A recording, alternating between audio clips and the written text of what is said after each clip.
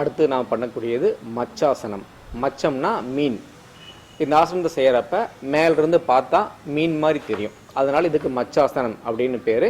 இது நல்லா தைராய்டு பிரச்சனைக்கும் பயன்படும், மற்றபடி நல்ல ஒரு உடலுக்கு உறுதியும் கொடுக்கக்கூடிய ஒரு உயர்ந்த ஆசனம்.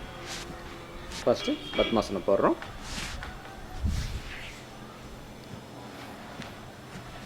இது எப்படின்னா படுக்கு இல்லையா, ஃபஸ்ட்டு படுக்கிறோம்.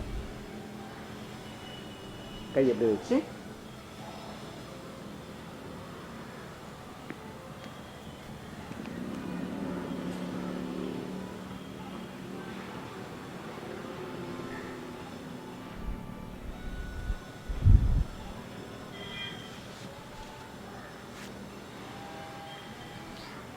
இதனுடைய முறை என்னன்னா, அப்படி கீழே படுக்கிறோம் இல்லையா, படுக்கிறப்ப எச்சம் முழுங்கக்கூடாது, நல்லா தலை நிமிர்ந்து இருக்கணும்.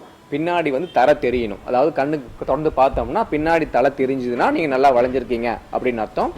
கட்டை விரலை பிடிச்சிக்கணும், அதே சமயத்தில் முழங்கையும் கீழே முட்டிக்கணும். இது எல்லாம் ஒரே இதில் நடக்கணும். சில பேர் கட்டை விரல் பிடிச்சா முழங்கை முட்டாது, முழங்கை முட்டினா இங்கே பிடிக்க முடியாது, இதெல்லாம் இருக்கும்.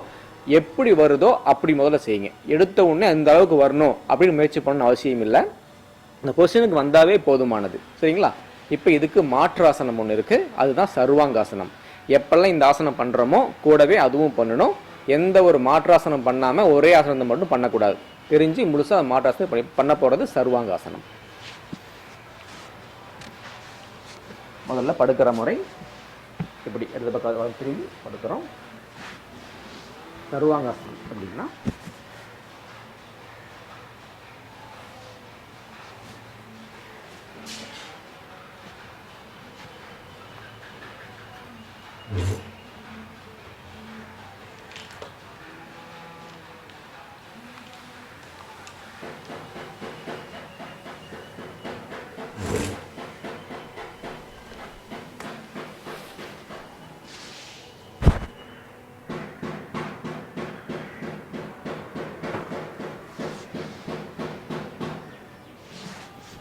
சர்வாங்காசனத்தில் அப்படி மேலே செய்கிறப்ப கண் பார்வை நேராக அந்த 2 கட்டை விரல் வருது இல்லையா, அதுக்கு நேராக ஈக்குவலாக காலை நிறுத்தணும். இதுதான் ஸ்ட்ரெயிட்டாக நிற்கக்கூடிய ஒரு முறை.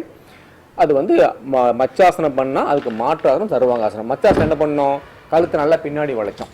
இது என்ன பண்ணுறோம், முன்னாடி வளைச்சி இங்கே டச் பண்ணுற மாதிரி நாம் அதை செய்கிறோம். இது அதோடைய மாற்றாசனம்.